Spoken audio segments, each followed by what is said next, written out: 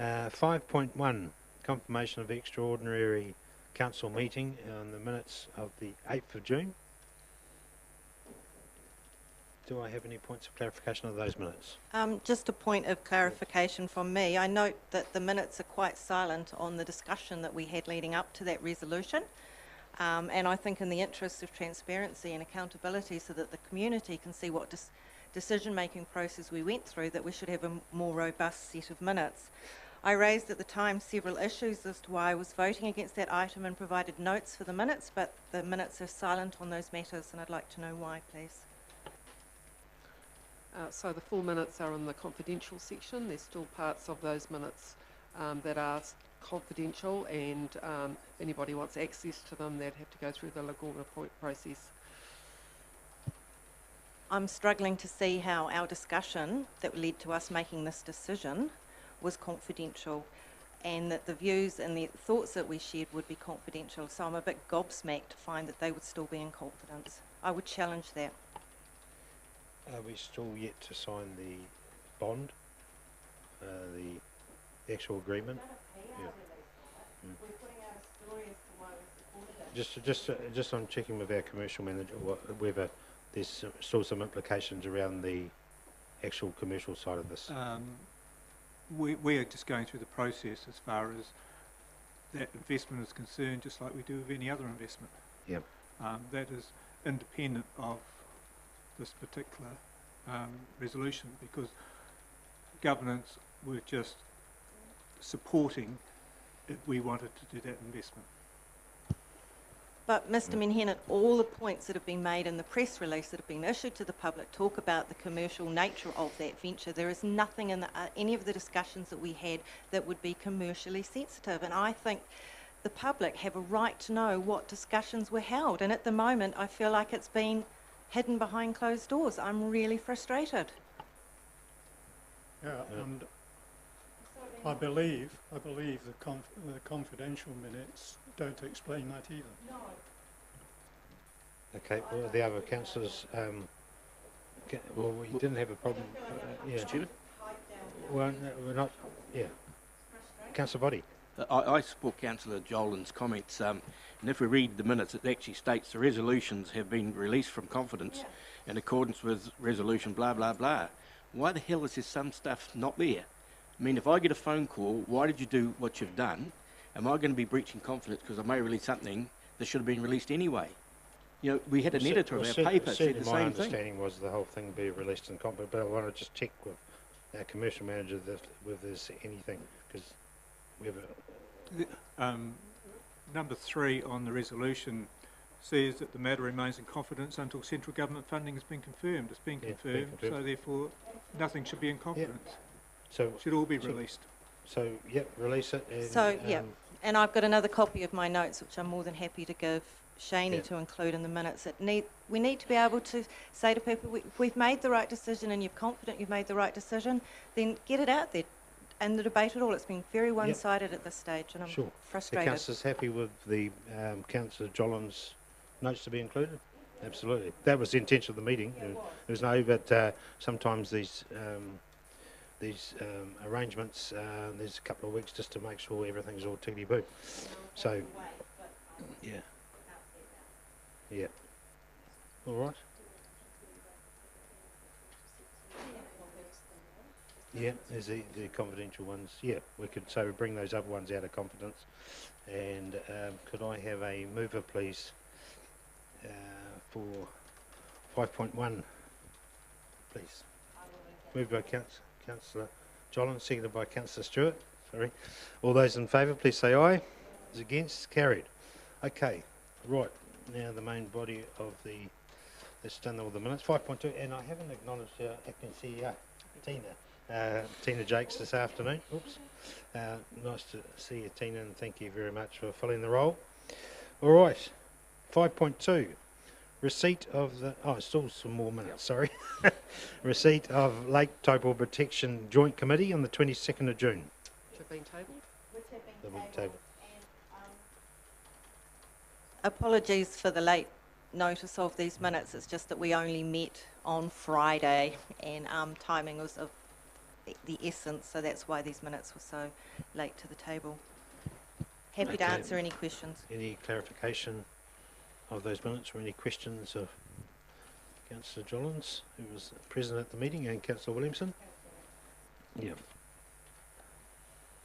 Are you happy to move those minutes, Councillor Jollins? Seconded by Councillor Williamson. All those in favour, please say aye. Is against, carried. Right, 5.3, extension of contract, liquid waste sludge trucking. Kevin. Can you say Good that afternoon, fast? Kevin. How are you? Good, thanks.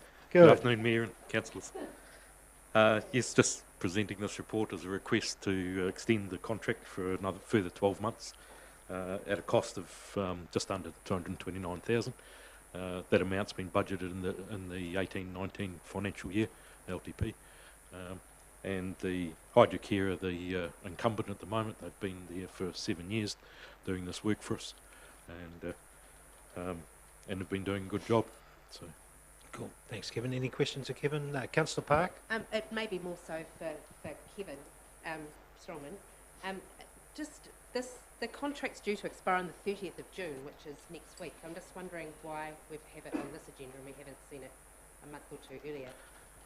I probably should answer that because that's really my fault in the sense that it's just taken me a while to get it written and get it to the councillors. Just workload and one thing and another. So I appreciate it's late but I do have a verbal agreement with the incumbent that he will carry on if this wasn't to be passed today and we were asked to go out and re-tender it, so we wouldn't be left stuck. How long, Kevin, has the current incumbent been doing this particular work? 7 years in total. 7 years, It was okay. re-tendered about 4 years ago. Okay, cool. Yeah, and really the main reason why we're asking for this to be extended of a year at the moment, there's some new technology that's around. There's a couple of companies that are locally based that have purchased some extra equipment, and just haven't had the chance to really assess that. So in 12 months' time, we will have been able to do that, and potentially it may change the way we write this contract. And hopefully with some further savings for the council. Okay, thanks, Kevin. No other questions? Okay, the suggested recommendation there that Hydrocare be accepted. Could I have a move, please? Moved by Councillor Park, seconded by Councillor Hickling. All those in favour, please say aye. Aye. Against? Carried. Thanks, Kevin. 5.4, tender contract Lock Eagles Reservoir Design Build.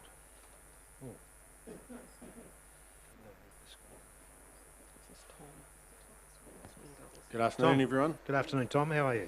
Good, good. Good. Yeah, so today's paper's about a new reservoir we're looking to build out in Kinloch. I'm after two decisions today. The first is for approval of unbudgeted expenditure of $771,000 for us to complete the project. And the second is to award the contract to Concrete Structures Limited for just over $1.9 million. Concrete Structures are a sort of well-known contractor in the space. They're using Holmes Consulting Group, who are their designer, also very well known in New Zealand, and Concrete Structures actually built our last reservoir out in Acacia Bay, so the Cherry Lane Reservoir.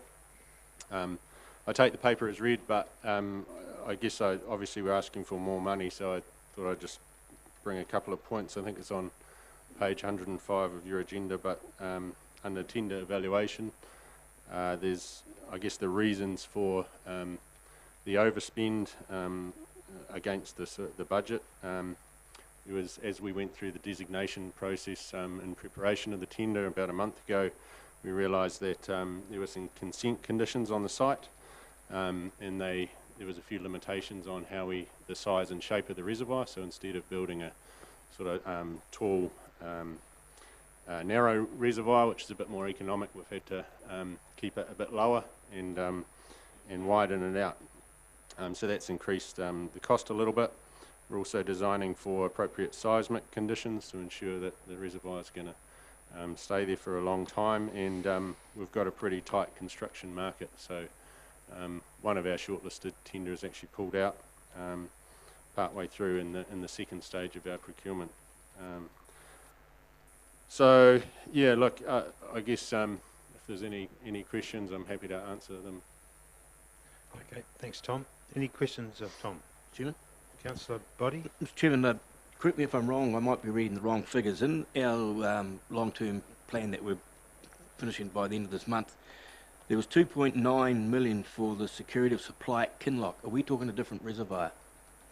No, that's the same project. So yeah, in the 2015 to 25 long-term plan, there was a project that actually had a total budget of 3.3 million. So there was 427 and then 2.9. Yep. The security of supply project actually encompassed a number of other parts of work, some of which have been completed, including a new pipeline up to the old Boojum Dell reservoir, which is still there, some slip remediation work, and also sort of over, I think, the annual plan reviews in the end of 2016 and 2017, that budget was reduced. I guess the positive thing is that within that, the original 3.3 million, we're actually within that amount, the number now. But I guess this actual reservoir project, we obviously haven't delivered within that initial 3 years. We've come to deliver it now. We're asking for another 500k as part of the current long-term plan. So for next year, we've added 500k, and it's a little bit disappointing. I acknowledge that we haven't got that number right, but we are where we are. Well, Mr. Chairman, help me out. There's 2.9 allowed in this year's budget, and yet we're looking at another 700,000 round figures unbudgeted money. How does that work? Sorry, the revised budget at the start of 17-18 was $1 million. So we actually only currently have $1.4 million, $1.9 million on that project, and we've spent 480.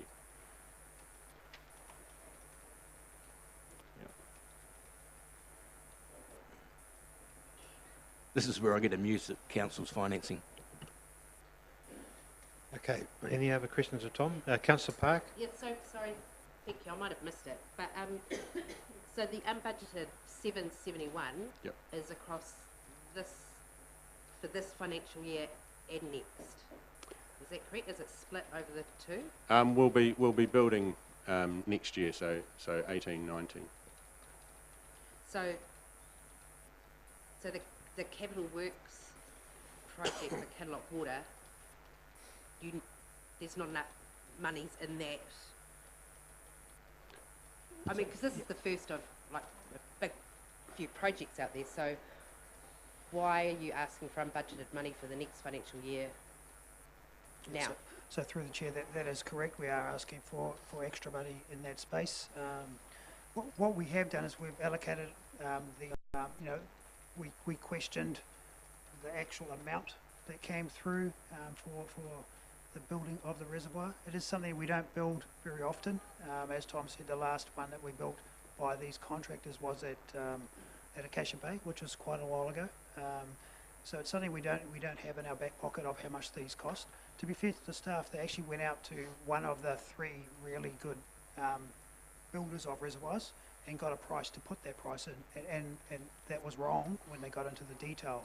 So I think, to be fair to staff, they actually did do due diligence. We could be a little bit better in that space, but we certainly haven't got enough money to take it away from another project.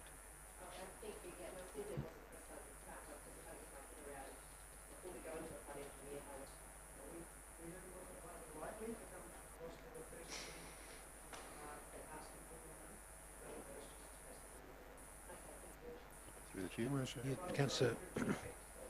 Councillor Williamson. Councillor Williamson. Through the chair. Thank you, Tom. Obviously with current tight construction market, obviously that means everybody's busy. So one of the shortlisted companies pulled out for that reason. Did not submit. So he had seven. Applications. He only invited three. Obviously there are good reasons why he didn't invite another company to provide a tender, or? Yeah, in a design build tender, you're actually asking your tenderers to actually invest in the process. So the shortlisted companies that get through actually have to produce a design, so they actually have to spend money to get there. So if you'd retained 7 at the front, you'd probably lose 5 of them off the bat. So I mean, one could say we should have only taken 2 forward, maybe, but then if one pulls out, you're left with 1. So it's always a bit of a balancing act in a design build process. I think at the end of the day, we got 2 prices and they were both pretty competitive. So. Just sorry, through the chair, just to add to that, we were going to have an asking for 3 originally, so they got a third chance of winning it. These guys are investing in the others as well, so we don't want to go out to the market, and that's obviously another. Councillor Hickling? Yes, Your Worship, I'm prepared to move this. This is a major infrastructure of our water supply for Kinloch, and I think we've just got to get on and do it. Okay, so thank I'm you, prepared to move Councillor. the suggested resolution, Your Worship. Okay, any other queries? or Yeah, I questions? just had a couple Councillor of quick queries, Tom, or this might be a question for Mr. Strongman. How much of the increase in costs relate to the fact that the consent conditions put limitations on what we were going to do, roughly? Because this is a significant difference, cost variation. I'm trying to understand. Yeah, probably difficult to answer the exact amount, but I guess Is it significant? Yeah, I think it was significant. Sure. Yep.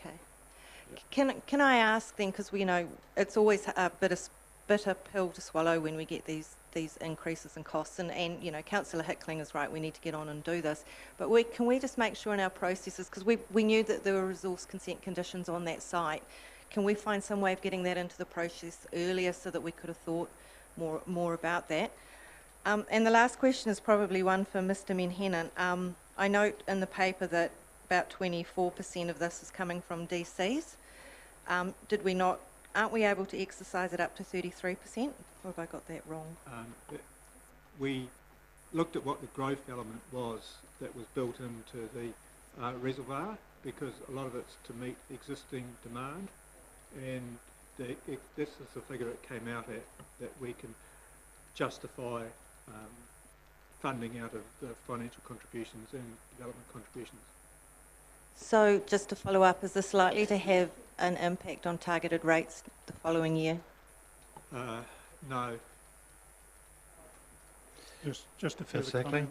I think I know that some of the escalation in the price is the actual design, because it's right, you know, we all know Loch Eagles, it's right on the top. The design needs to be low in profile, whereas probably the cheaper option is to have a tall, something that sticks out. So we don't want that in Kinloch. So I think that's where some of the price escalations are showing in this particular project, Your Worship.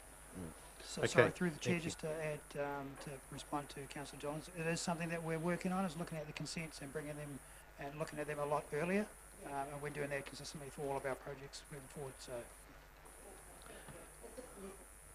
Okay, it's been moved by Councillor Hickling, seconded by Councillor Brodie.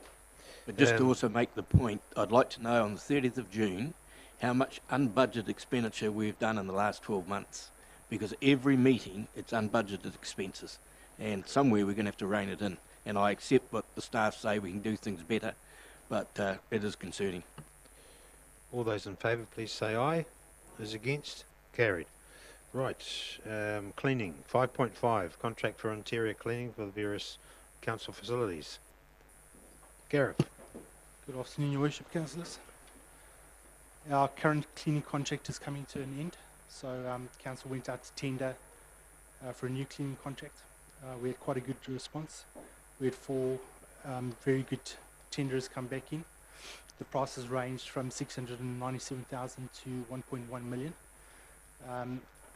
We did recommend the lowest price, but honestly it wasn't because of the price, it was because they were a really exceptional contractor. So I'll put it to you guys to take a vote on whether we can award the tender to Total Industrial Solutions. take the rest of the paper as read and I'll take any questions. Okay, any questions of Gareth regarding the cleaners? Thank you, Mr. Chairman. Councillor Body? On the first page, it talks the current contractor does not wish to further extend the contract period since the contract did not contain a clause for contract price adjustments. Can you explain exactly what that means? If it had that clause in it, would they have re-tendered? Yes, so basically you wrote the contract the first time round, never put in any CPI price index raises, and also didn't cater for if government put up the minimum wage. So they were on a fixed price term and they couldn't move on that one. Great. All right, the suggested recommendation. Through the chair, Councillor obviously, thanks, Gareth. It's obviously too many buildings that to number here, but you mentioned on page with the cleaning within the high standards for the majority of council facilities. Obviously, you mean all council facilities. So there's 34 buildings that are listed. Yeah, I didn't want to write out 34 buildings to list, but What about bus stops? sorry. Bus stops? No, okay. All right. Thank you, Gareth. There's a suggested recommendation there that we accept total industrial supplies, moved by Councillor Williamson, seconded by Councillor Jollins. All those in favour, please say aye. Those against, carried. 5.6, Suzhou exhibition expenditure. 5.6, we have Dylan and Louisa. Everyone, councillors, staff. Today the item in front of you is a request to approve unbudgeted expenditure for the Suzhou exhibition to the value of $93,678. Now this figure is made up of three components. The biggest share falls to the security arrangements that we need to put in place for the exhibition, for the installation of alarms into each of the individual display cases, and for the additional insurance cover. I apologise for the lateness of this item. We have been going through the negotiation for the loan agreement since March, and we have only just completed negotiations, and these were key aspects from that negotiation. I take the report as read. Are there any questions? Sure there will be. Councillor Body. Unbudgeted, I love that word. Back in March, we agreed to spend, I think, 60 or 70,000 on an archway as part of the 10th anniversary. And suddenly we hear about we're going to have the showcase of arts and whatever you like to call it. Then suddenly, bang on, 93,000 of security. Why didn't this come through a few months ago? We may have made a decision not to accept their exhibition. Is there any reasons why that has been so late? Yes, just because of the negotiation with the loan agreement. We received it in March and have been working on it ever since until May. Councillor Hickling. What's the value of the artefacts coming from China? 4.5 million. So that's the reason, obviously. Yes. Some of the artefacts are of national significance. And we also had to await the site visit from the Suzhou staff with the head of security. That was a key element in the decision making. It's fair to say this exhibition's been mooted for quite some time, isn't it? Really? Yes. Yeah. However, we were not aware of the actual exhibition until December, and then the negotiations started after that. Councillor Williamson. Yes, really. Yeah, thanks, Louisa. Obviously, just picked up the point I was going to make. Obviously, there's been negotiating since March, but so there's only been just a recent inspection by Suzhou. May 23rd, I think they were here, 21st to 25th. So presume they, in their opinion, well, obviously with security around the museum, the one reason it wasn't adequate, so they yes. requesting a We met with the police and security and the head of security of Suzhou and staff, and these were the items that were negotiated. They actually did initially propose that we have 2 24-hour guards, So, which we were able to negotiate to 1. so this is here in August, isn't it? August? May. Next May. The August In one. August, yes. But I understand obviously with the Sue show, with the actual, the visit is tied up with our winter festival. Yes, well, they're all linked, linked, yep, so it's in way celebration of the back. 10-year sister city relationship. 2 questions, Lewis. Is any possibility of charging admission? So in our fees and charges, we can charge for touring exhibitions. However, given the nature of our relationship with Suzhou, we probably wouldn't want to propose a charge for entry into the exhibition. However, we're retaining our normal fees and charges for visitors, and we are expecting to, estimating to get between 1,500 and 2,000 additional visitors each month for this exhibition.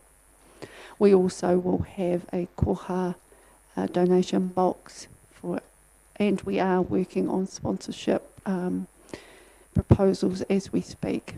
Yeah, So that's still working alongside okay, it. so potential sponsorship could come to Yes. offset some of this expenditure? Yes.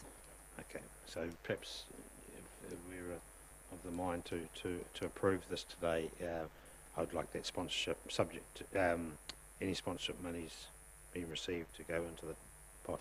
Yeah, Councillor, Mr. Taya, sorry. Just, I think Dylan's been trying to say something for a little while. I was just going to say, councillors, that certainly it's not picking up on Councillor Body's point, don't want to add to that number that you want by the 30th of June. At the end of the day, they've identified in person that there are issues with our facility, and as a result they have asked for certain measures. The difficulty we've had is lost in translation. Literally being able to, and that's why we've identified insurance, of being able to protect this council's interests, because we don't understand fully the implications of Chinese law versus New Zealand law. So at the end of the day, we believe it's the best opportunity. We will continue. We have live requests for sponsorship, but we do need to sign something that allows that exhibition to come next month. Oh, sorry, August. Okay, just sorry, before Councillor John, I'm just looking at the insurance invoice here. Is that through our normal insurance suppliers? Yep. Just looking at Mr. Fox, that's all. Yeah. Okay, cool. All right, Councillor Johns. Just a quick question to me. Are there any other costs that we had budgeted for that are in relation to this exhibition? Like this 93 is new on top of what we would have budgeted, because we would have known we had some security requirements. So what else are we spending on top of that 93, please? We are spending a significant amount of money on the exhibition anyway. Yeah. Just one moment. Thank you, Louisa. Obviously, we've got promotional marketing costs, and we've got, so we have done a lot of negotiation with this exhibition in that to house the 85 artefacts, we've had to borrow 16 display cases from other museums. So we've got some freight costs in there. We're planning events and activities alongside that, but we've managed to negotiate those to happen in kind or be chargeable activities. We've got hosting costs for our installations for the staff, for the installation, Suzhou staff. They have agreed to pay for one set of hosting costs, and we will pay the other. Remembering that everything that we pay for in terms of Suzhou is reciprocated when we return our exhibition in 2020. We have a few material and equipment costs, and we have obviously signage and normal exhibition display costs that we are absorbing within our exhibitions and displays budgets. Okay. Yeah.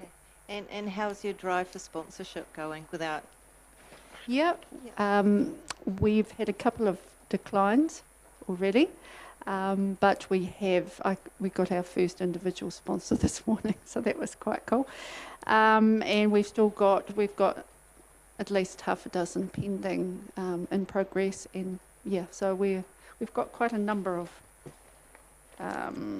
feelers out there. I think we're up to about 20 potential partners, as in corporate sponsors, and we're putting our feelers out to the wider friends of the museum as individual supporters, and our art connection database as well. So yes, we're working on that. Okay, well, good luck. Thank you. Okay, Councillor Park. Yeah, it is unbudgeted, but I'm going to be voting in favour of this. I sort of see this, the economic impact to the district in a way that someone might use the eyesight. You go to see something, but then you're going to be eating and drinking, and you may stay overnight and make a weekend of it or whatever. And if you're looking at 1,500 to 2,000 extra visitors a month, then I think it's a worthwhile project. I think it's also really exciting that we have this sort of exhibition of this nature as well. It's something I'll certainly be tiptoeing around when it arrives. I also think it's also a great example of why we're doing our cultural precinct master plan and looking at, if we had a proper facility in the first place, then we wouldn't even be here discussing it. I'll happily move it, actually, Your Worship. Okay, Thank you. Thank you, Councillor Park. Yeah, through the chair, I'll just support Councillor Park's comments. So obviously with the having me on the Friends of Museum committee, as Councillor Jolins will back me up, it's very important to the local community outside the scope, even Suzhou, with supporting the museum and what it does for the economy and for the local communities within the art and culture and the wider community. So I'll definitely support it as well, notwithstanding the extra cost involved. You have Thank a you. second, Councillor? Yep.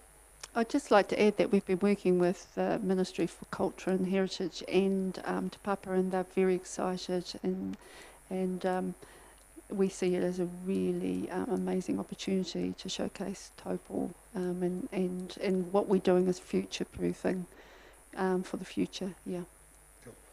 Is it, I just asked the mover, would it be possible just with a slight amendment just to mention the word sponsorship in there? If any sponsorship is received, it's a portion to this particular cost. What do we do? What's the easiest? Council approves unbudgeted expenditure up to, and then that's the limit, and then any sponsorship you can put against that. And you can note that in the minutes. I don't want it to get lost. Mr. Chairman, I think it's a real shame that a month away, basically, we've got July and then it's August, that all this isn't in place. Yeah, we're assuming things that may not even happen. So I'm not in favour of the resolution and be voting against. Yeah, I think Lewis has explained quite adequately. It was a recent visit by the delegation that has put these requests on, and I think that's why we're here today, unfortunately.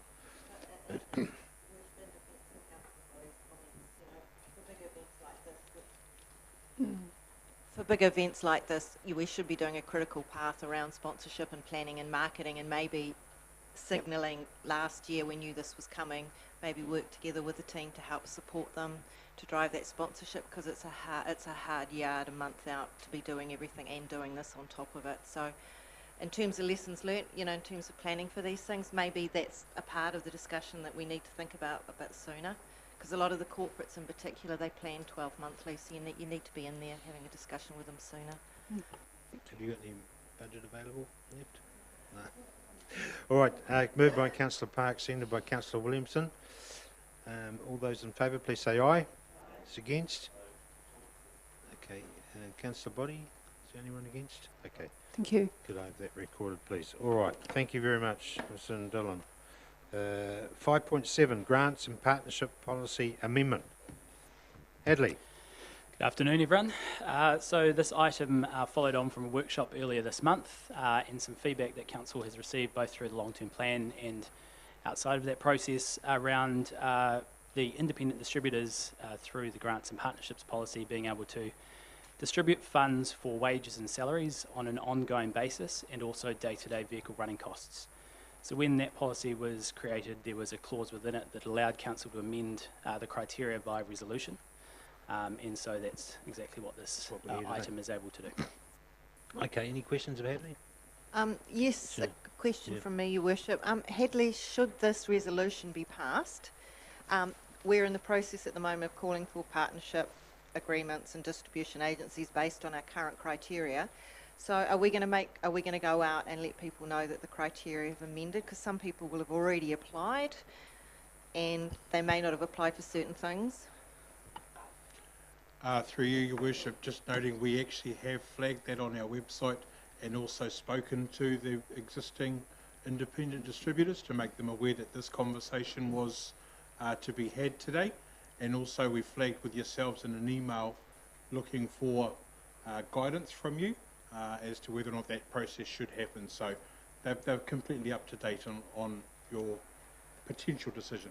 Sure. I was thinking more, because I know that the current independent distributors are quite close to this, but those that aren't familiar with the process, who might be putting in a new partnership agreement, will not be. So we just need to make sure that they're all well informed, and they may have already submitted an application. So we just need to make sure that the communication is really clear.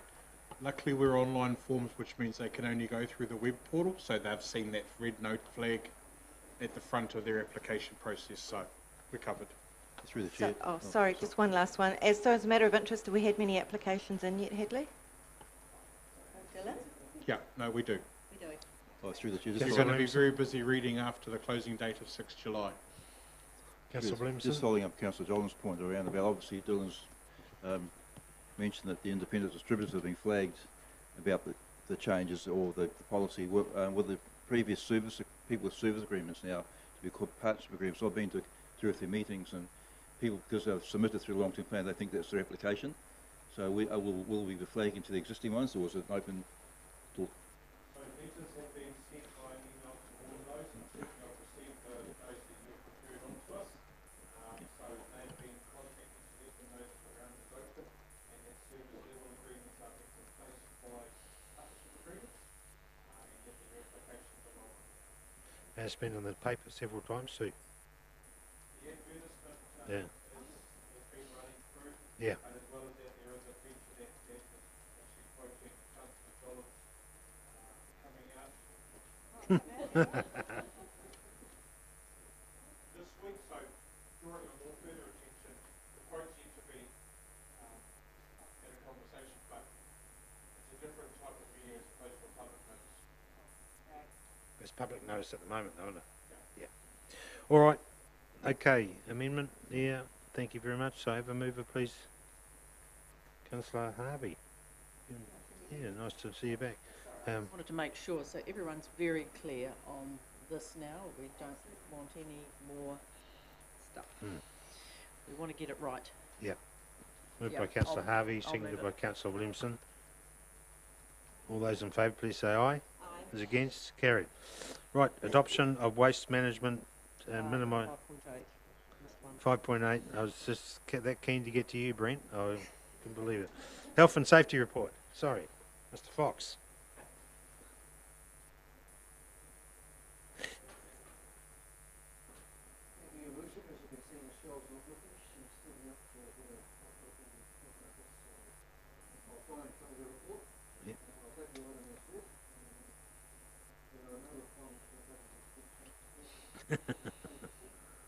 Thank you very much.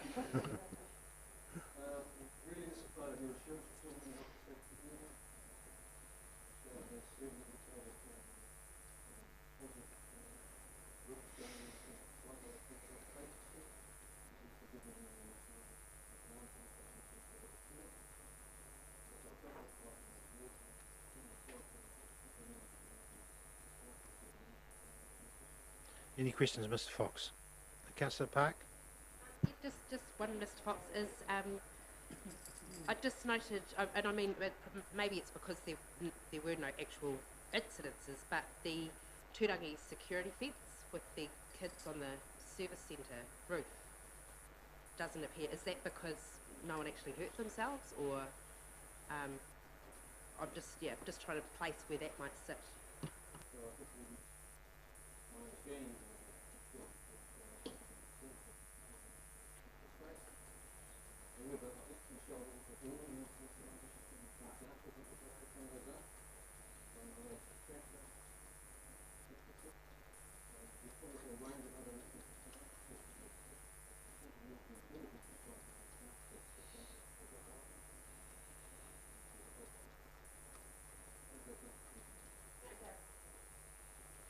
So just Okay, a quick Councillor question Jollins. from me to Mr Fox. I note that we've had no lost time injuries at all this financial year, which is excellent.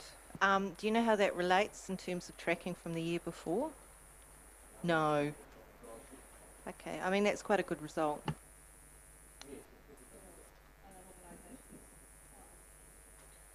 Okay, thank you very much, Brian. As a suggested recommendation there, could I have a mover for the health and safety report, please? Moved by Councillor Jolland, seconded by Councillor Boddy. All those in favour, please say aye. Those against? Carried. Okay, 5.9, Waste Management and Minimisation Plan, 2018. Brent. Good afternoon, Brent. Good afternoon, Your Worship. Good afternoon, councillors. This waste minimisation plan has come to you for final rubber stamping. Last time we were discussing it, we made no amendments, so it's ready to go. Feedback from the community out there is very positive. And I'd like to thank the council laws and you, Your Worship, for support through the process. I think we've got a good outcome for everyone. Now time to implement. Good. Thank you, Brent. Any questions of Brent? No? Straightforward? Yep. Thank you. All right. Been moved by Councillor Hickling, seconded by Councillor Rankin. All those in favour, please say aye. Those against? Carried. Thanks, Brent. Thank you. 5.10, Adoption of Final Asset Management Plans. Dennis. Good afternoon, Dennis.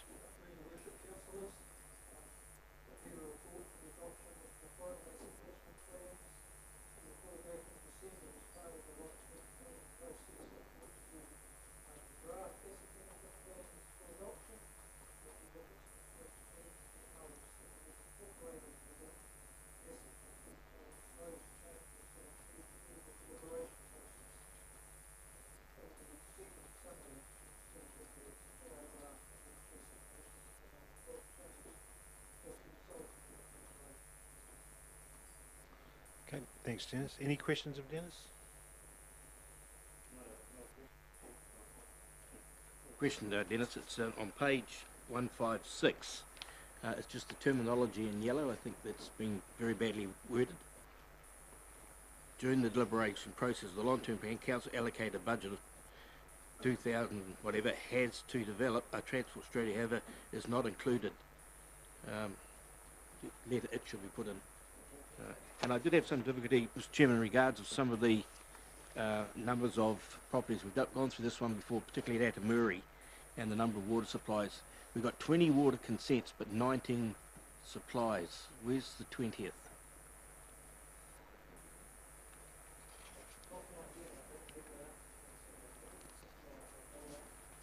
Well, but it happened. I mean, it's there every year. 20 resource consents, but there's 19 supplies. So.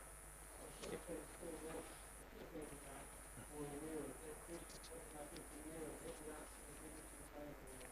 I promise next time I'll approach you first. The consent might have been acted upon.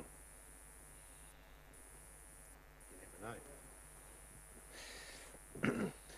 All right, there we go. It's a curly one for you, Dennis, so I'm sure you'll come back to us on that. Oh, just one last question. Councillor Jollins. Sorry. One last question. Some of the key plans were sent to Audit New Zealand. There weren't any material issues raised through that you need to let us know about? No, there wasn't. Thank you. Okay, could I have a mover, please? This is a recommendation. Move by Councillor Ring, seconded by Councillor Park. All those in favour, please say aye. Those against? Carried. Right, Development Contributions Policy. Adoption. Adley. 5.11. 207 on the...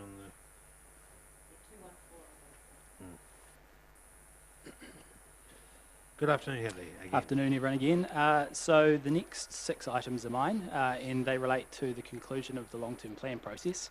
Yep. These next 4 adoptions of policies that obviously are interrelated with the long-term plan and have been through the process of the LTP for the last 18 months with you. So this is just the final conclusion to formally adopt all of those policies, starting with the DC policy. Okay, any questions on the DC policy? Councillor Boddy? Just a quick one. When we were doing the asset management plan some months ago, there were 2 different figures given for a bridge. So my question is the 12 million mentioned in this document the inflation adjusted figure? Because I think Mr. Lewis' response was that the second figure included the inflation proofing. So I just want clarity on that. Are you going back to the asset management plan?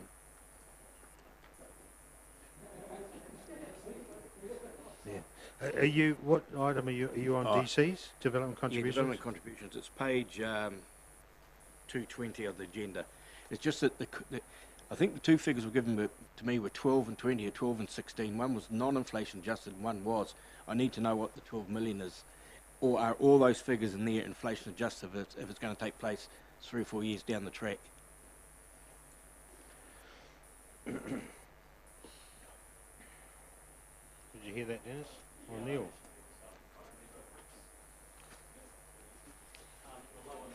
One without inflation on it, so 12 million if that was the number that's in there. So all the financials in the long-term plan are inflated. The base financials and the AMPs don't have inflation on, so that's why you're seeing the difference there. So effectively, the quicker we get this bridge built, the better, because of the inflationary effect. Yeah, the numbers in annual plans and long-term plans get updated based on the assumptions at the time every year. So a number that you put in a plan in year 1 will invariably not be the same number in year 10 when you eventually get to year 10.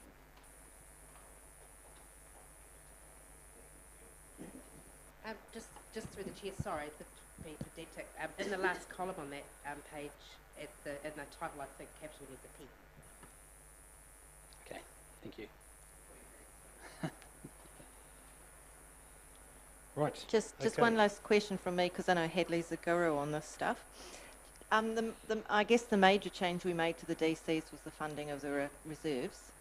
Mm-hmm. We didn't get much comment back in terms of feedback, did we, from submissions? Not on that point, no. No. I mean, other matters got brought up, but that particular matter, it was silent, wasn't it? It was, yeah. Yeah, okay, thank you. Okay, the recommendation there that we adopt the DC policy. Could I have a mover, please? Moved by Councillor Stewart, seconded by Councillor Jollins. All those in favour, please say aye. Against? Carried. Right. At 5.12, adoption of rates, remissions and postponement policies. Hadley. And sorry, yeah, nothing further to add. Nothing Similar further to again. add. Any questions of that one? Yeah. Okay. Could I have a mover, please? Moved by Councillor Jollins, seconded by Councillor Harvey. All those in favour, please say aye. Against? Carried. Treasury management policy. Same again. Same again. Okay. Could I have a mover, please, for that one? Moved by Councillor Parks, seconded by Councillor Rankin. All those in favour, please say aye. Against? Carried. Revenue and Financing Policy 2018, considerations report. That's the same as well. Same thing. Okay, yep. Could I have a mover, please, for that one too? Moved by Councillor Truman, seconded by Councillor Stewart. All those in favour, please say aye. Against? Carried.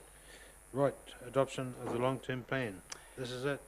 It is it. So I've just got a couple of changes too to the version that was sent out to you yesterday. So we'll just circulate those. We've also got Clarence Susan and Nadia Kutza from Audit New Zealand here to speak to their report as well.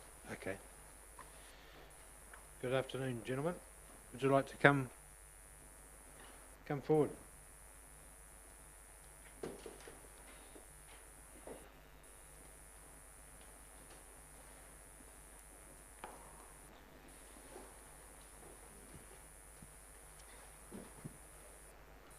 Right, well, Hadley's delivering that. Parents and ladies, nice to see you guys. Good afternoon. How was the audit? Always good. Always good. Okay, floor is yours if you want to. Thank you, Your Worship and Councillors. Thank you for having us here. And yes, the audit actually went very well. So I'm pleased to be here today to present my unmodified audit opinion once it's adopted, once you've decided to adopt the long-term plan. In my opinion, I believe that the long-term plan forms a reasonable basis for long-term integrated decision-making and coordination of Council's resources. and it's a good base for accountability of the council to the community. Also, the information and assumptions underlying the forecast information in the plan are reasonable, so I'm not saying it's correct, I'm saying it's reasonable, and that the disclosures on pages 20 to 25 is complete in connection with the financial reporting and prudence regulations. So with the CD, we said that the CD was a good document to go out and consult with. It gave different options and the impact of those options. Since then, you've consulted, you listened to the community, and you made some changes to the underlying information. We checked all those changes from the CD to the long-term plan, and we followed that through into the underlying information. So the question is, do we think that the plan clearly explains what it means to the community? And my answer is yes, we think it does. When you look at your long-term plan, it provides an adequate disclosure in relation to your expenditure over the 10-year period, and that also includes how council proposed to fund those expenditure. There's also adequate linkages between your financial strategy and your infrastructure strategy. We also looked at the CapEx, how that's spent, and we found that there's a good mix in this long-term plan. So on your CapEx, you have CapEx that's proposed as renewals, increases in levels of service, as well as to make room for some growth. And then also you have enough CapEx and OpEx in there to maintain the existing assets. So overall, we also looked at your performance measures that you have in your long-term plan. That is to actually report back on your actual performance to the community. We looked at your performance measures, and we found that that's a reasonable basis to report against. So a successful consultation and LTP process is heavily reliant on an effective planning of the whole project. So the project starts way before we arrive on site, and it finishes, well, hopefully today. But the development is a significant and complex project, and a comprehensive plan is required. And I think having support of management and the involvement of elected members is a critical part of getting it all together. And I can say, for Taupo, I think you had it worked out really well.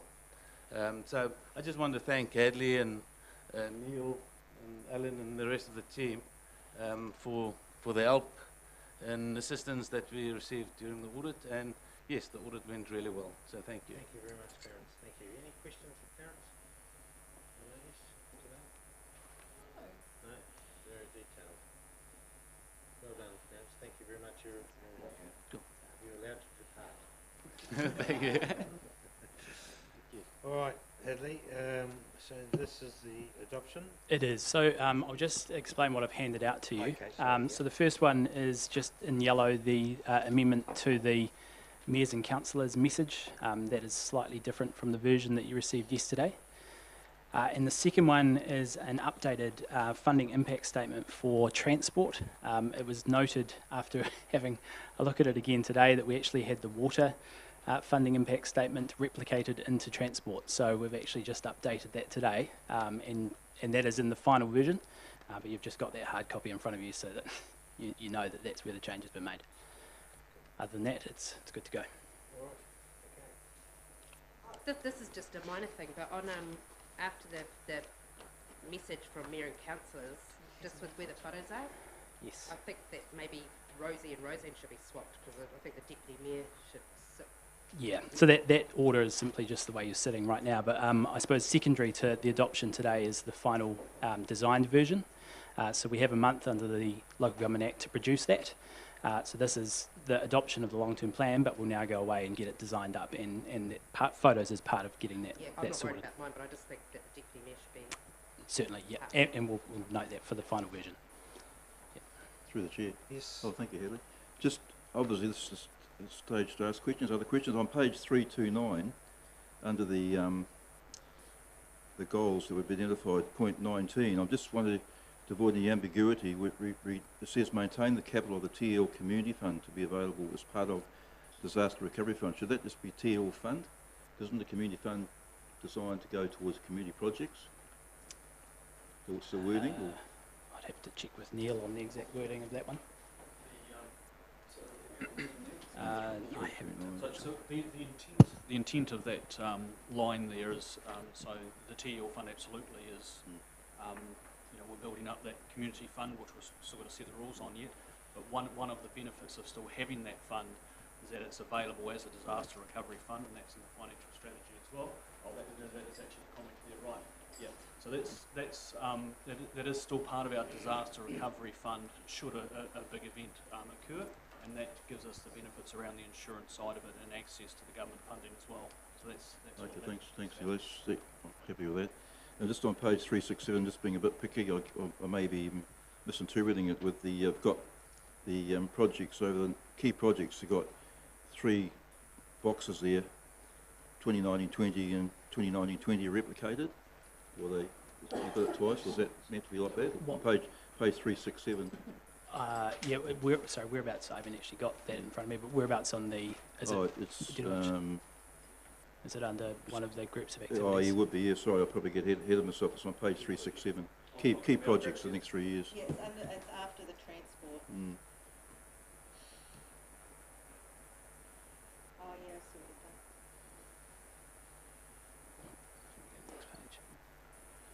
what I see. Yes. Yep. That it might be will need to be amended. 2021, perhaps. I don't know. Yeah, yep, that's correct. Yep, that is. What's that? What's in the document's correct? Oh, sorry, that we will have to amend that. Yep. It's a repeat. All right. Thank you. So I'm happy to meet this recommendation. In doing so, amended report, amended long-term plan, as amended. In doing so, I'd just like to thank everyone that's been involved, the staff, for the huge hours, and you've done this. You become a parent in this time too, haven't you? Right through this process, so you know the demand on you has been great, and also to all of the staff, thank you so much for putting it all together. And thank you, councillors, what they do with the submissions. I think it's been a good process. I might have got this dog slightly wrong, but I think we can sort that out. But you know, it's a large business, a large complex business, and to get one line item that is not quite right, I think we've done pretty well. So thank you very much, everyone, and happy to move. And Chairman, just a query. Yes. Chairman, just want to bring something up. 3 years ago, when we did our last long-term plan, we were predicting by 2025 that our debt would be 103 million, and our investments would go from 84 to 143 million. The figures that I've read through here is that we may still be knocking around 149 by that 2025. Am I correct or not? Because I thought what we did 3 years ago was give a direction to the populace that we were going to make a real go of reducing the debt, and it appears as though we haven't really followed that through. So just like clarification. Through the chair, the world moves on. If you look at what we've built into this long-term plan, we have accelerated the water scheme improvements to meet the drinking water standards. We have budgeted an arbitrary 15.7 million for a council building. There is a number of things that have changed since the last long-term plan. Could I then thank Alan for that explanation? And I'm just wondering, when I read the opening statements in the document that we're about to approve, that it doesn't really link back to what we actually set down, not so much in concrete, 3 years ago. Can we incorporate some way to explain to the people the reason some of those decisions have been made or not made? Basically, this is where we are today. What we're talking about is what differences will occur going forward. Our starting point for today is a 144 million gross debt, and this is the particular program going forward. So I think it confuses, in my opinion, it confuses the public if we try and compare this long-term plan with the last long-term plan and explain every movement that's occurred. I think through the chair, I think probably in support of Mr. Van Heer, it's my view as well. Obviously, you know, it's a moving beast, and obviously I think more people are more inside. So I certainly am that our net debt is only what $39 million, and it is actually less than it was 3 years ago. That projection. Just through the chair, I'd back what Councillor Williamson just said, and also, I mean, the cost of materials is far more expensive now than it was 3 years ago as well. So, although it be unfortunate, I mean, I think this is probably the most sort of exciting LTP I've been involved in, and this is number 3. So, yeah, I support those comments. Mr. Truman?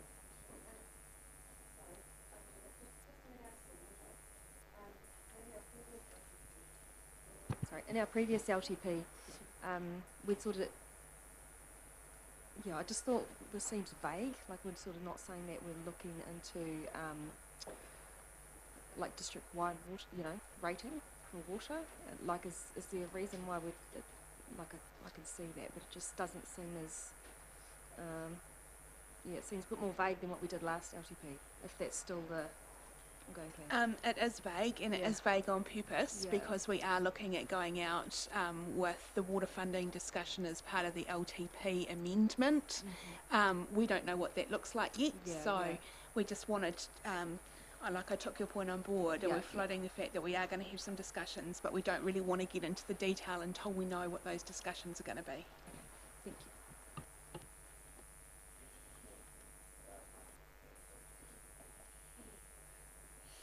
Okay. All right. Happy I've moved it. Can I ask for a seconder, please? Seconded by Councillor Harvey. All those in favour, please say aye. Aye. Against? Carried. Thanks, Hadley. Right. 5.16, adoption of responses to the submission. Yeah, I'm still here. So that's what we've done with the responses here is given you the main responses. So rather than providing another 300 plus pages for you to go through for each and every letter, what we've tried to focus on is the submissions that we received the most number of submissions on. So you'll note on the left-hand side we've gone through the different activity areas and the main points under each of those activity areas, similar to how we had them set up for the deliberations.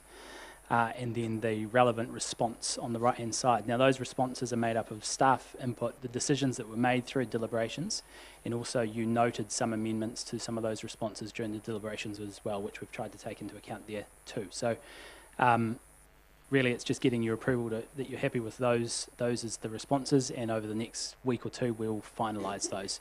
I suppose secondary to that, in terms of TTCB, MPRG and KRG, I've gone to each of those groups and committees and spoken to them directly already around the responses to their specific submissions. So that's been done over the last few weeks. They will get a formal response post this process, but we have already spoken to them about each of their individual points.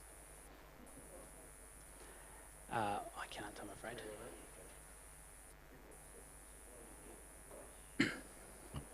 Okay, thanks, Hadley. All right, so is everyone happy with those responses? So just to clarify, everyone that's submitted to us has had some sort of response? So everyone that's submitted has had an acknowledgement of their submission, but obviously we couldn't formally respond until Council adopted the LTP today. Okay, cool. So the intention now is that each person that submitted will receive a formal response, and this is essentially covers the bulk of the submissions that we received. There are some other individual ones, so if you're interested in seeing them all, we can certainly circulate them to you, but we just try to avoid the huge numbers of paper again. We'll get back to you about that. All right. Just through the chair, one thing we'll do once the submission responses have been sent out to those who submitted, we will be running a 4-page piece in the paper highlighting what decisions we've made and also the changes to the plan, such as local children under 5s and those things. Okay, cool. Thanks, Lisa. All right, can I have a move, please, for the adoption of the responses, please? Thank you, Councillor Rankin, seconded by Councillor Park. All those in favour, please say aye. Aye. Those against, carried. 5.17, rates resolution. 2018 to 19. Neil and Tony. It's all good up here.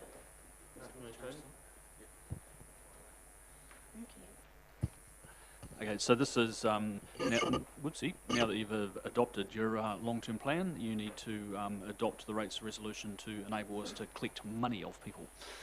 So the rates resolution just sets out all the technical stuff around the rates in terms of the general rates, the UAGC, and all the targeted rates, and how that's going to be collected, and obviously aligns with your funding impact statement and your long-term plan.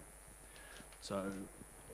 And also outlines the penalties and when we'll charge them and how much, 10%. Yeah, the dates and. Yeah. Okay, any questions of Tony and Neil?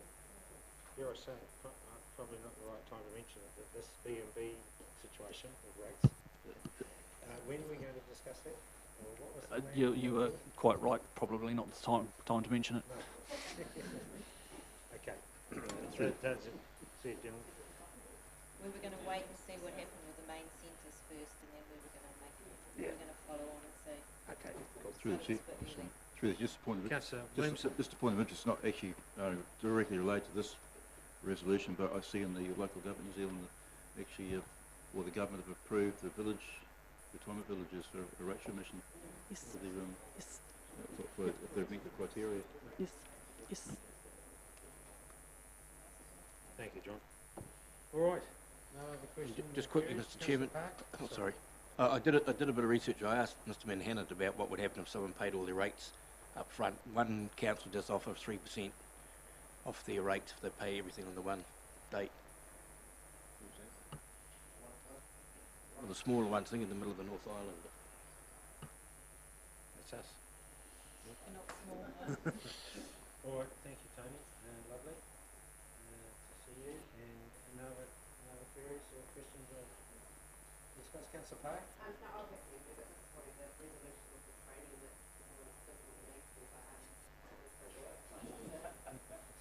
Moved by Councillor Park, seconded by Councillor Rankin. There we go. Just in saying that, when I attended a elected members forum at Wellington, and all people were going to introduce themselves, and at the end it was 9.8 that and Taupo and at 3.44 was the cheapest that the Taupo was going to pay. Cool.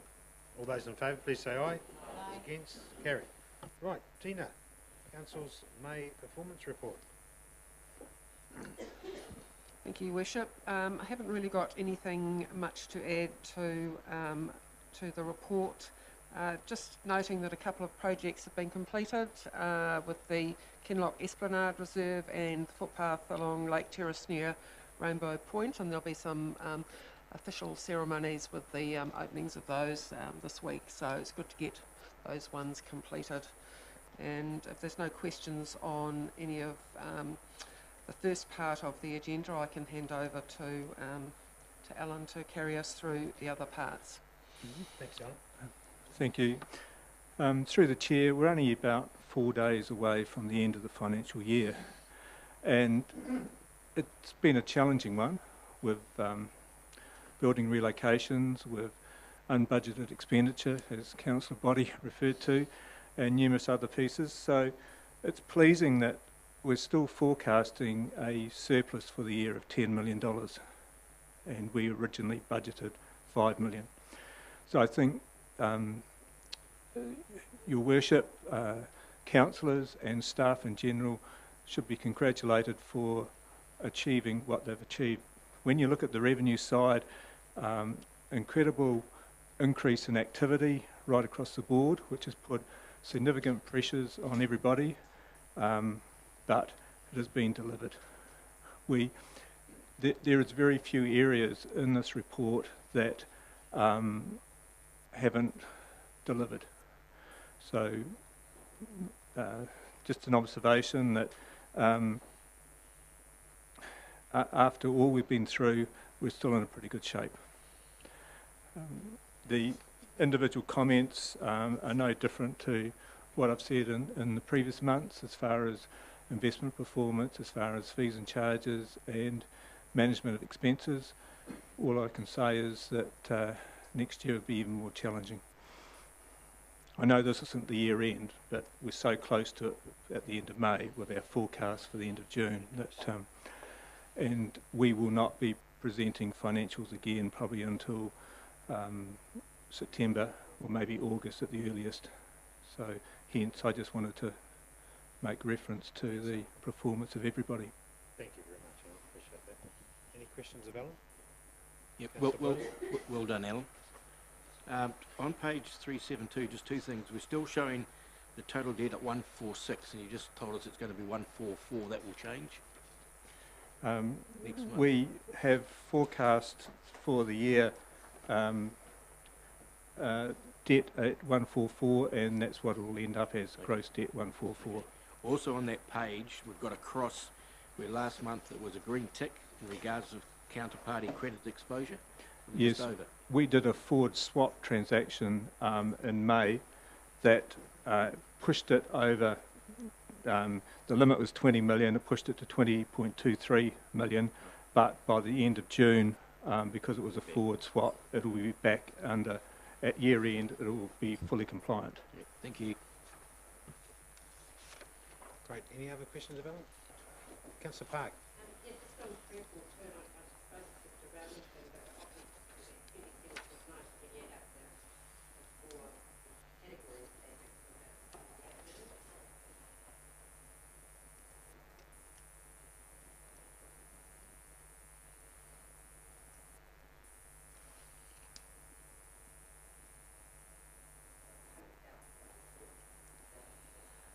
Oh, I see.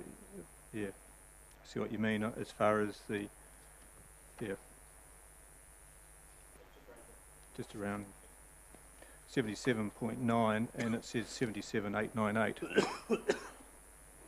So that's just rounded up to 77.9. 12 grand. If you look at the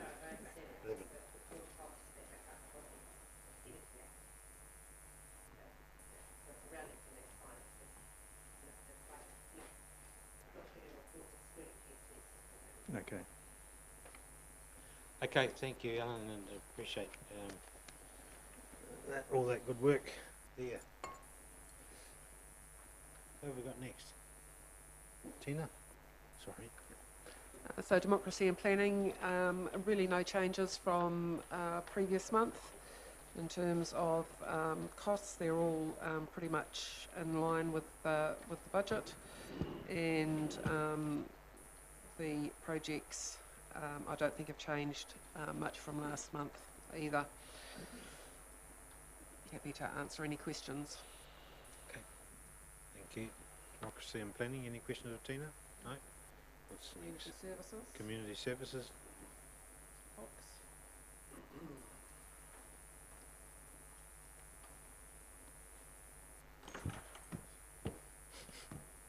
Thank you, Your Worship. I actually wasn't here for this month, so I really should hand over to Mr. McCaddy and Mr. Dale, but I'll save that for the time being. Really, Alan's already talked about levels of activity that's continuing in the regulatory area. We're trying to give some support in that space with contract workers to get us through some of those peaks. So really just business as usual, and it's a heavy, busy workload. And I don't know whether Nigel, you want to add anything to that since you're in the chair? Yeah, there you go. Of course. I didn't know, yeah, I didn't realise you'd been awake. Okay. All right. Thank you, Brian. Any questions of Brian? No. Thank you very much. Right. Next one is community facilities. So Strongwood jumps. Yep. No big change. Obviously, the facility's got a little bit more orange, but coming to completion. Tina's already talked about Kinloch, but likewise also Mahiki is progressing. We're still looking for completion at the end of next month, and so you've seen some big steps taken in the last wee while in terms of the communication coming through, but otherwise all is good. Likewise, the CCTV cable has gone through the police station. It's been finished, so cool. Thanks, Tina. Thank you. Yeah, so through the chair, as Dylan's mentioned, Otamahiki, there'll be an invite out the week of the 27th of August for the official opening of that. And the other stuff is Kinloch East. We know that's finished, so that's what's been happening in the community facilities. I'll take the rest as read in that space. If there are any questions, happy to answer them, or I'll move on to the next one. Cool. Thanks, Kevin. Any questions there, Kevin? Oh, you haven't finished? Sorry. No, sorry. The next one is the water activity. Obviously, there's a fair bit of work happening at Waitahanui, and then obviously we just passed the Kinloch Reservoir. They're the two biggest pieces of work to be completed in that activity budget-wise. Everything else is keeping on track and as we forecast in the last month. So, The Waitanui project going well? through Chair, yes, it's going to be completed around October. So yeah, about 95% of the pipe laid. There's a lot of commissioning and testing to be done in the next while. Right. Good. Okay, and the transportation one. Really, the largest there is the street lights, and we've had an issue with getting the actual street lights across from China, along with a lot of other councils as well. So that's held that up. You'll see that's the biggest part of the budget that we've underspent on.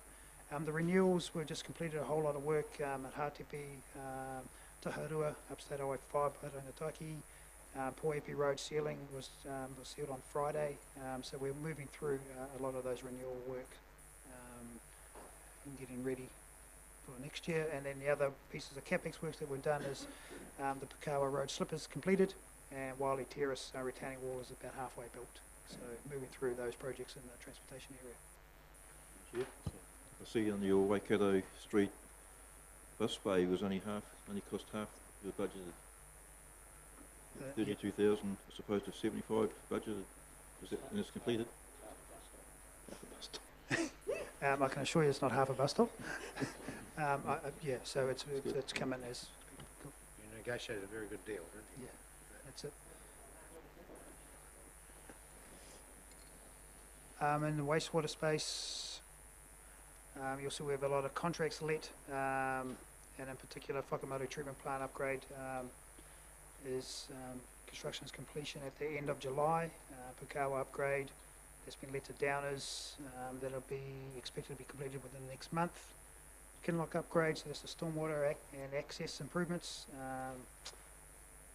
Again, that's underway at the moment, and the effluent tank design has been submitted, but we haven't approved it yet. There's a design and build.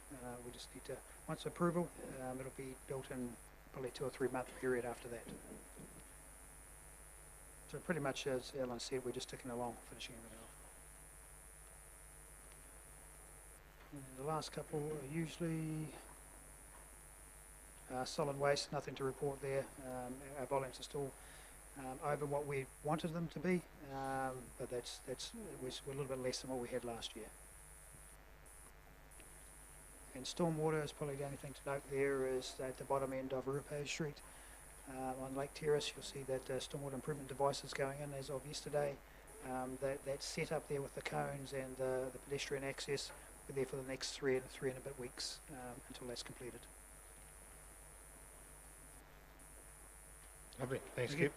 The final one is economic development. I've nothing really to add. Nothing's changed from last meeting. What I would say is we're going to set up a bit of a workshop, just giving an overview of all where the projects are at, particularly with the strengthening strategy which was adopted at the last meeting. So that'll give everyone a full flavour of what's going on.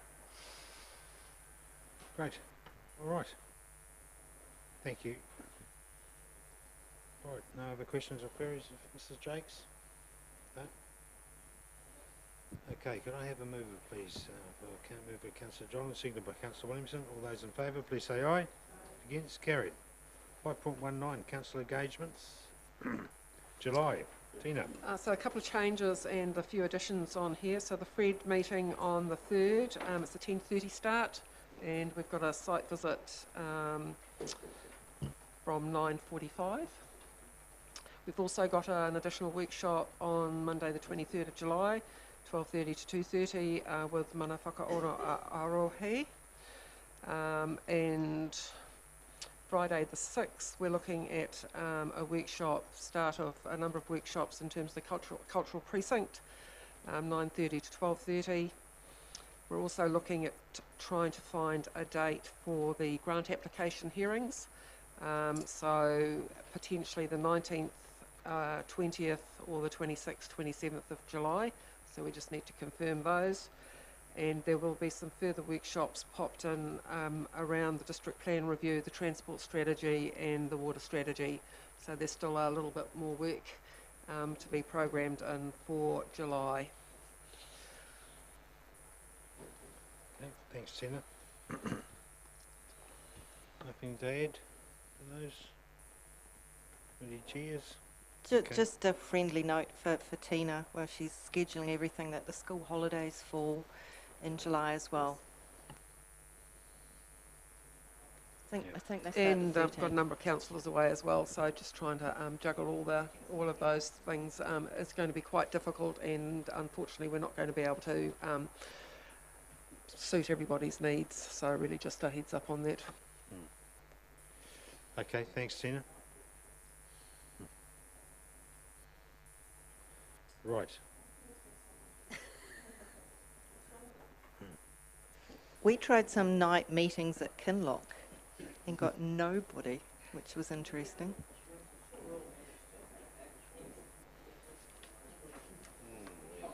Tucked up by the fire by then. Slippers. Did we wear slippers? Some bourbon. Bugger by then. Jane, what are you doing for? Right. Okay, thank you, Tina. Nothing else? Suggested recommendation there? Over move, thank you, Councillor Rankin, seconded by Councillor Hickling. All those in favour, please say aye. Those against, carry. Right, what's next? Members' reports. Just through the chair, I just noticed in the minutes from the last one that I was the only one that put a report in. Is this a dying agenda item? Because There you was, Kirsty put one, the last time. I'm not too sure. Second that, I was away, so I didn't put mine in, but I normally put one in, and I note that I'm usually one of 2 or 3 or 4 or whatever. So do we do them or don't we? Well, that was the plan to do them, that's for sure. So perhaps it's a timely reminder that to get the reports in.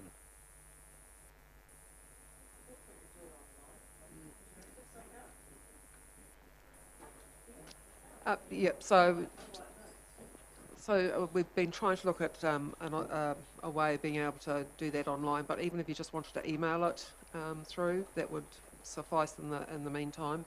And I know you discussed at one stage around, rather than just listing all the meetings that you've attended, that maybe it's around your portfolios and some feedback on how those things are going as opposed to meetings attended.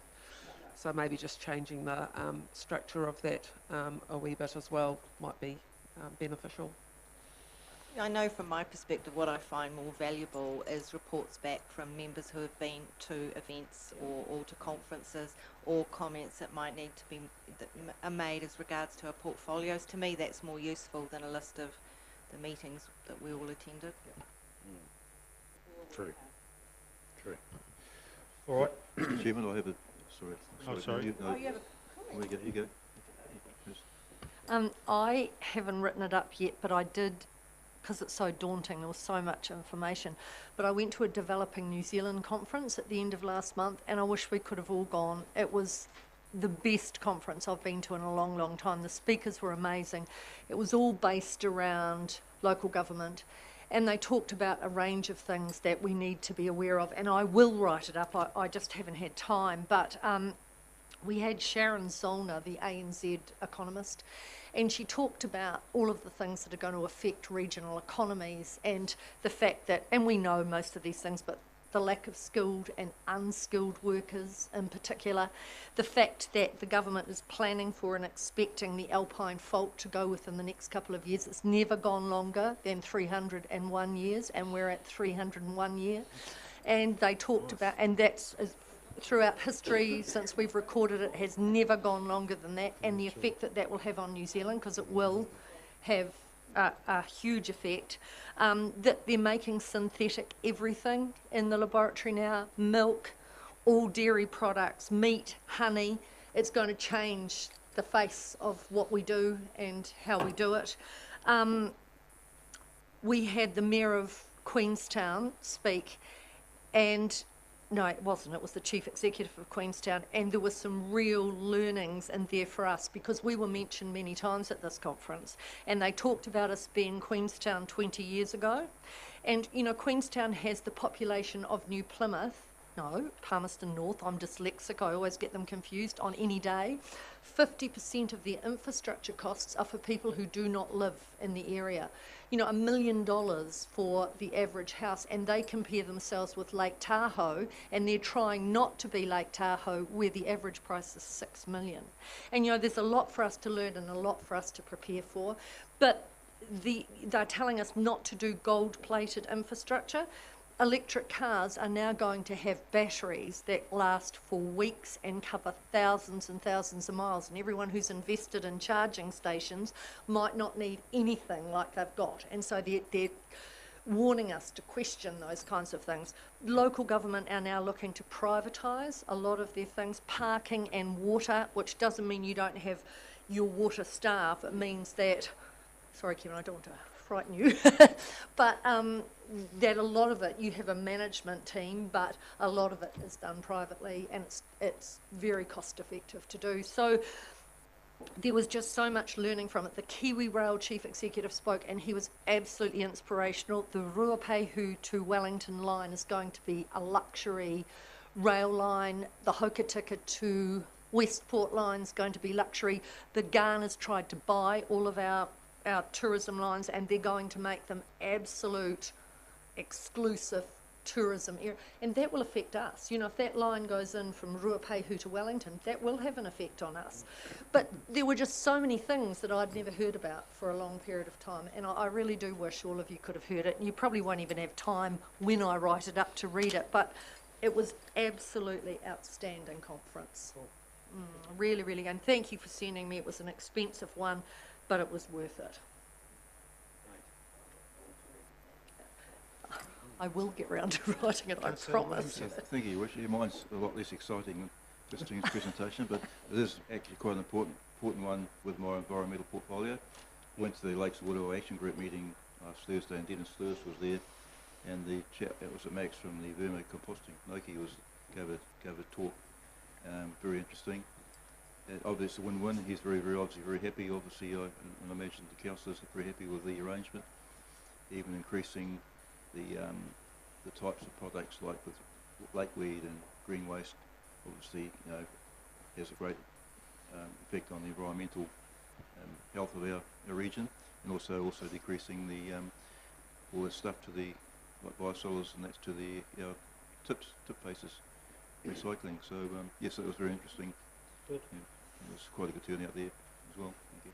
Is that stuff available through the garden centres? That's true. They do it through Bunnings and through the back through Bunnings. Might attend. Yep. Oh, right. Back, yeah. Councillor Stewart. Thanks, John. I'd just like to put in that the board had a financial workshop with Neil, and Neil came and apologised because it would be a very dry topic, but we ran out of time because it was so interactive. The board were really interested in, and Neil presented it really, really well. So I'd like to pass on a thank you to Neil. And then we had another workshop with Robin, somebody, she flew down from Auckland to do a strategic planning with the board, and that itself as well was absolutely wonderful, and that one was well attended by the board too, and they thoroughly enjoyed it. And I'm looking forward to some more things like that to get the board so that, because they're a new board and some of them are very young, and get them into the governance side and see the possibilities of that they can do, and they're very receptive, so I'm really pleased. Cool, thanks Maggie. All right. We should just probably mention that Rosie and I attended the Lake Taupo Protection Project meeting last Friday as well. Oh, good. Thank you. It's through the chair. Kirsty sent through last night a summarised report from the National Emergency Management Conference that we attended.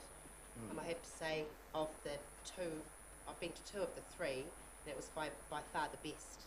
And the learnings from Kaikoura and partnering with private sector versus rural sector versus iwi and whatnot was really interesting. But the iwi session was quite interesting because everything they're recommending you do, we have in place. So it's about to write anything about it because. I can send you a query back. You'll answer that at some stage. Do you want to answer that now? Or no? Okay. And just as a matter of interest, because it's quite an interesting topic, I had the Bay of Plenty Film Commission people here the other day, you know, looking at a site, doing a bit of a recce for the potential movie here. And I guess for me, the lesson learned from that is a lot of the people that were coming to do the site visits are people that have been to this district before to visit us for famils and for other work. So it's really important, you know, the famils and the work that we do and the welcoming that we do when these people come. And that's why they've come back here, because they've been here before. So I'll update you more when it happens. But yeah, interesting. Cool. All right, so I have a mover, please, for the reports to be accepted, please. Moved by Councillor Williamson, seconded by Councillor Harvey. All those in favour, please say aye. Aye. Those against? Carried. Right, is that it?